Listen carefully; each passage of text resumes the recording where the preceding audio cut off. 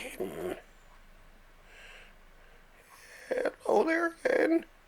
Once again, it's time for...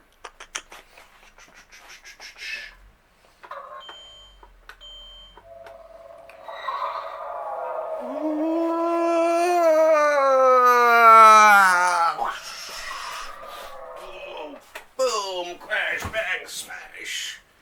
Kablammy, kablamo. Oh, once again, from a secret, yet undisclosed location, hidden somewhere deep in the bowels of downtown St. John's, Newfoundland, the most easterly city in North America, comes in the Library of Graphic Literature. Woo! With your host and the ghost of the most, me, Wallace Ryan. How you doing? Oh, ding, ding, ding, ding. Oh, one moment, gotta get the bat phone here. Yes. Hey, Dennis, how's it going?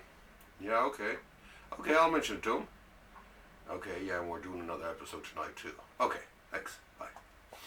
That was just Dennis calling to remind me that that we have a wonderful episode of Thursday Comics, our podcast, up on Spotify and iTunes and everywhere else in the universe. And last week's was the top 10 Marvel Comics covers. Great episode. You got to check it out. And this week is just going to be a news and making up stories type of episode.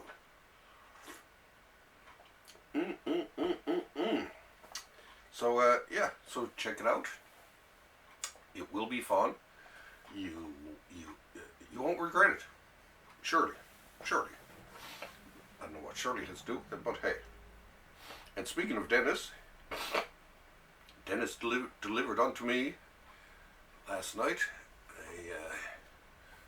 another little Kickstarter gem, and this time, let's get right into it here now. It's Xenozoic by Mark Schultz. Yay! And yeah, you should. It's a classic tale by Mark Schultz of, as it says, of Jack Tenrack and Hannah Dundee, and they were friends in a post-apocalyptic world. Beautifully drawn. Love this. Very, very different type of story, but so worth reading.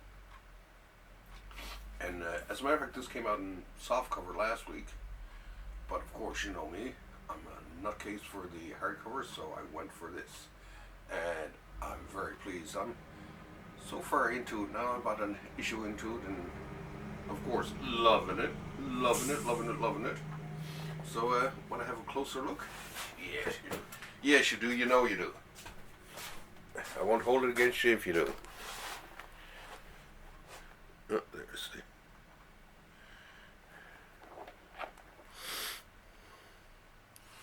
But yeah, Schultz is definitely one of those...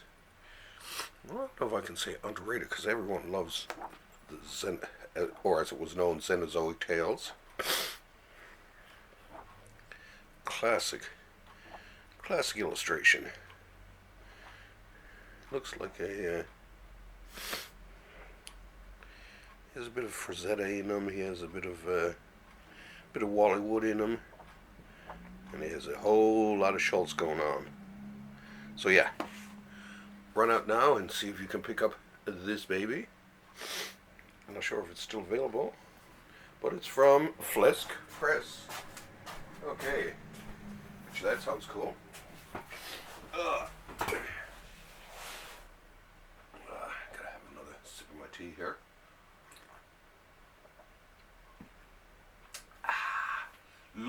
Lovely tell your mother. Okay, next up in our parade of fabulous books here, once again from Mike Mignola and the happy crowd there at Dark Horse Comics, comes Hellboy Universe. Yay! Now this one has Rasputin, Voice of the Dragon, Sledgehammer 44, and The Visitor, How and Why He Stayed. So yeah, it's a neat little compilation of, I like this idea of the,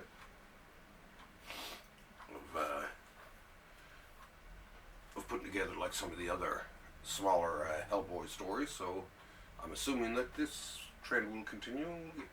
One of these days, everything by Mike Mignola will be between two hardcovers. So yeah, definitely worth picking up. This one deserves 2 or 3 kisses at least. It's just a quick look at the inside. But Mignola writes a great story, you know? He's more than just a pretty face.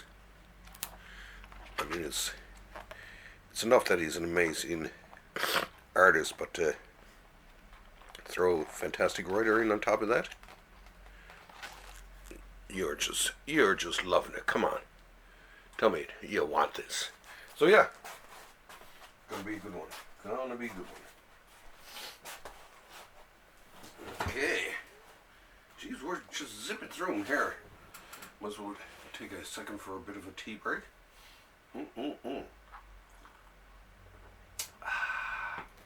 Irish breakfast tea this morning because it's still kind of early as he wipes the sleep out of his eyes. It's actually a nice day out there, nice and sunny. I don't know how warm it is, but it was really warm here yesterday. Oh God, super cool, super warm, super beautiful. Now, let's continue with our fun and games here. Now, this is from Image, Rick Remender and Death or Glory. Dun dun dun dun. A prestige edition too. I've never read this comic. I'll be quite blunt. But anything by Remender, I pick up because it got to be good. If it's from the brain of Remender, I'd zip through this, and I actually really like the artwork by Bengal.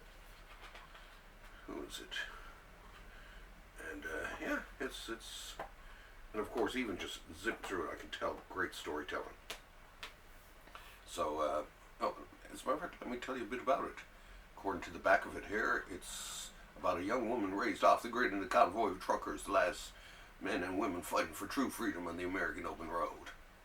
And in order to save her father's life, she has 3 days to pull off 4 dangerous. Oh, I got a typo here. To pull off 4 dangerous cross-country heists with mob killers, crooked cops, and a psycho ex-husband all out to bring her in or die trying. So yeah, it sounds like a bit of a fun and games, a bit of wacky races and Mad Max all thrown into one. So you want to have a look? You want to have a look? I know you want to have a look at it. So let's walk around to this side of the grand table and show it off to you.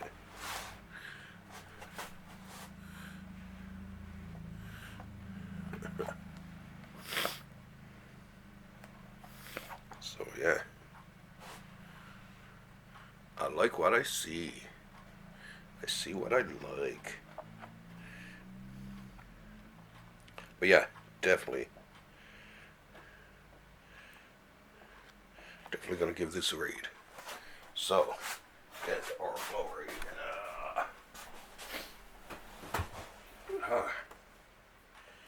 Sniffles here today. Ugh. So what better way to approach those than with some tea.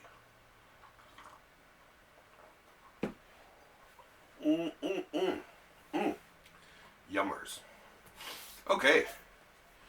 Now you fine, fantastic folks out there sitting in front of your computers watching this, let's head on to Volume 3 of Shazam. Yay! Woo! For you Shazam fans out there. I love this cover here too. It's Cho, isn't it? Yep. Looks like... Or is it?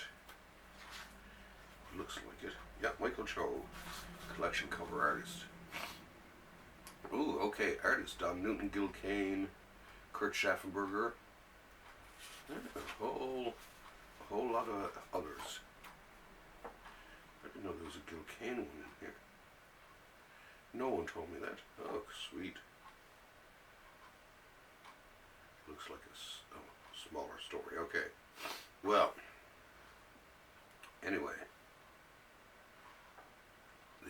Yeah, looks like something that's definitely worth checking out. Don Newton, of course.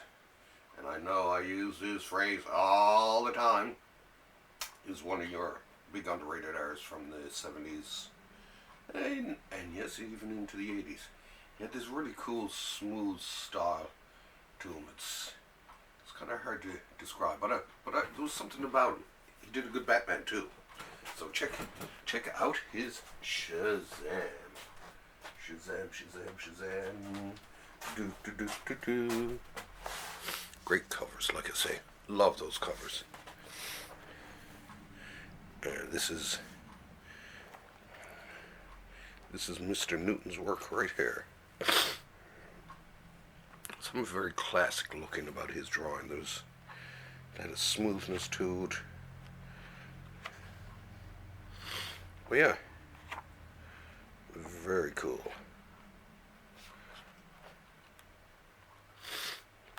And like I say, got a Gil Kane story thrown in here too. And there's a Kurt Schaffenberger story somewhere hiding in here somewhere. I assume it's one of these sort of mini stories. But yeah, definitely so worth it. So check it out. Volume 3 of Shazam. E. Nelson Bridwell on the typewriter. Okay. So yet another classic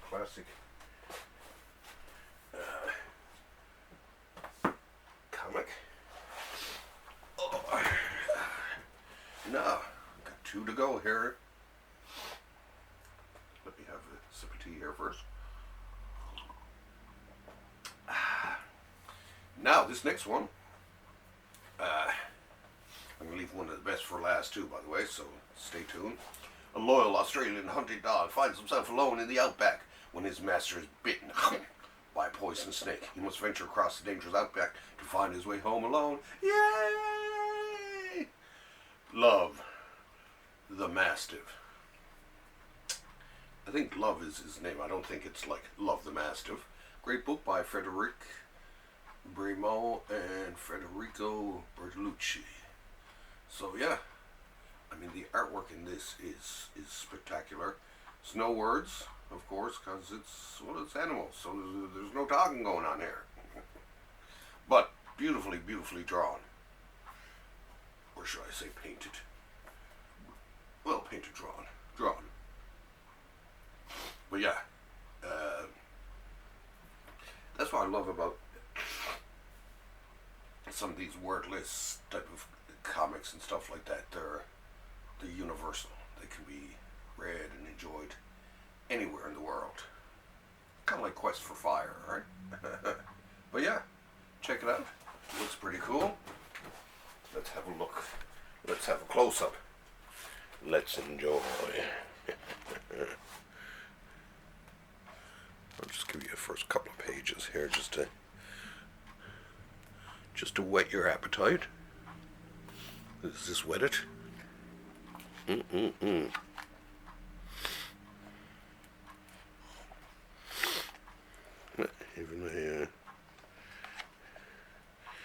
Even a platypus thrown in there for good measure.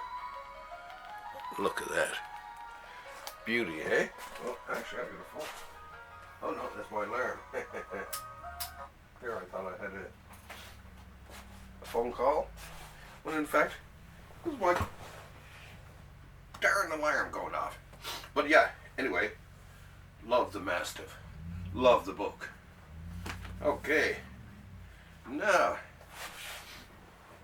we have one more sip of tea here.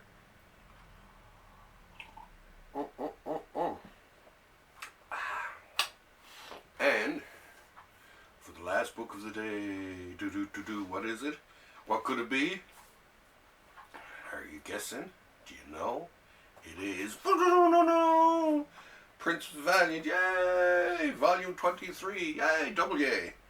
1981 to 1982 by Foster and Murphy. So this is, I'm not sure if this is the last one or if there's one more to come in this series, but it's getting pretty close to the end. This includes Hal Foster, John Cullen Murphy, and Cullen Murphy. So he's moving off of the art here. Murphy's taking over, but hey, it's still Hal Foster on the typewriter. Of course, the art isn't quite up to, you know, the sort of Hal Foster standards, but how could it be? But yeah, I've been collecting these now for since the beginning. I mean, as a matter of fact, I've been collecting them, and I'd started to read part of it, and then it was just like, well, now I'm gonna wait till I get them all, foolishly, and but it looks like we're closing in. So I think I'm gonna have a Prince Valiant marathon. Sit down and just read all of these right on through until I go insane, or until I return to insanity. Anyway,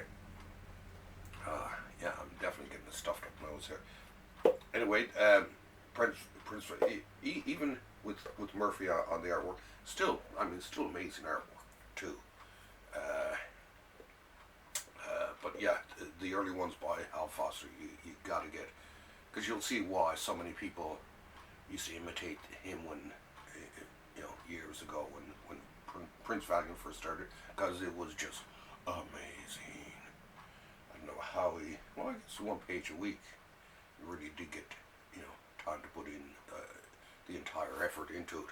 But yeah, it's Prince Valiant is a gem.